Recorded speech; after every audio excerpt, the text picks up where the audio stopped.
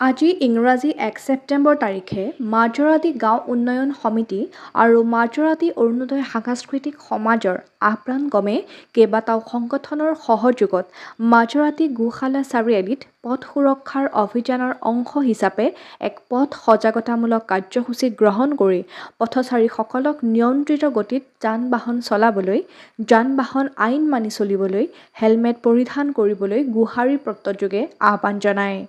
এই সৌহাৰ্দ্যমূলক পৰিৱেশত পথচাৰীসকলেও এই কাৰ্যসূচীত সঁহাৰি জনায়। মাজৰাতি গাঁৱৰ ৰাইজে এই ভিতৰুৱা গ্ৰাম্যপট্টিত দৈনিক নিয়ন্ত্ৰণহীনভাৱে মাত্ৰাধিক যান-বাহন চলা কাৰ্যত গভীৰ উদ্বেগ প্ৰকাশ কৰে। লগতে সঘনাই দুৰ্ঘটনা সংঘটিত হোৱা পথটিত দুৰ্ঘটনা ৰোধ কৰিবলৈ কাৰ্যকৰী ব্যৱস্থা ল'বৰ বাবে জিলা প্ৰশাসন আৰু জিলা পথ সুৰক্ষা সমিতিৰ প্ৰতি আহ্বান জনায়। নগাঁৱৰ পৰা প্ৰাঞ্জল নাথ। আজি মাজৰাতি গাঁও উন্নয়ন সমিতিৰ উদ্যোগত যি পথ সজাগতা উদ্দেশ্যে আজি গাড়ী সজাগতা উদ্দেশ্যে আজি আপোনালোকৰ ইয়াত ৰখাইছে, কি ক'ব? হয়, প্ৰথমতে সকলোকে ধন্যবাদ জ্ঞাপন কৰিছোঁ, লগতে নমস্কাৰ জনাইছোঁ।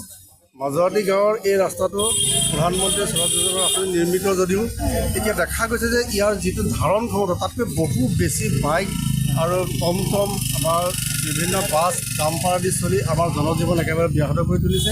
ইয়াৰ গাঁৱৰ মানুহখিনি ওলাব নোৱাৰা অৱস্থা এটা হৈছে।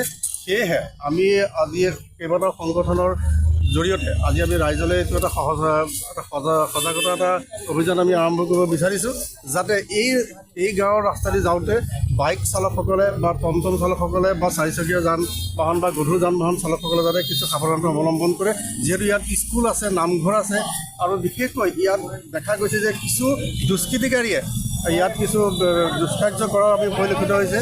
গতিকে আমি সেই দুষ্কাৰ্য বন্ধ কৰিবৰ কাৰণে লগতে গাড়ী বাইকৰ এটা নিয়ন্ত্ৰিত গতি পাবৰ কাৰণে আমি আজি সজাগতামূলকভাৱে আমি সকলোকে এটা সজাগ কৰি দিছোঁ আৰু আমি কিছু নিয়ম বলবৎ কৰি দিছোঁ, যাতে সেই নিয়মখিনি মানিলে সকলো পক্ষৰ কাৰণে আমাৰ সুবিধা হ'ব আৰু এইখিনি কোনো আমাক কলম মাৰিব ক'বলৈ